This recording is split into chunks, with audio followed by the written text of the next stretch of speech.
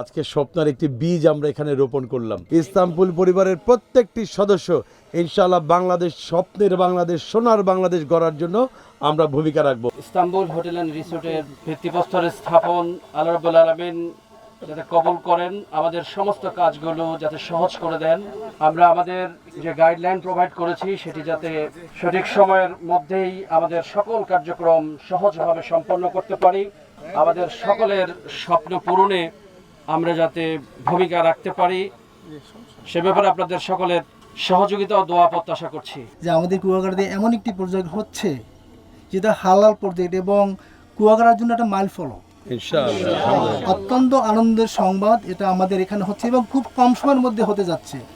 আমরা সর্বত্র সহযোগিতা, পরামর্শ, যত প্রকার সহযোগিতা আমরা করার জন্য প্রস্তুত আছি। এটা আমরা চাচ্ছি উত্তরোত্তরের উন্নতি হয়ে যাক এবং গ্রাহকরা ওনাদের এমন স্বপ্ন, গ্রাহকরা যদি কোনো কষ্ট না পায়, তাদের দাবি দেওয়া সম্পূর্ণভাবে পূরণ করতে পারে, এই আশা নিয়ে ওনারা আর শুরু করছেন। আল্লাহ ওনাদের আশাকে কবুল করুক।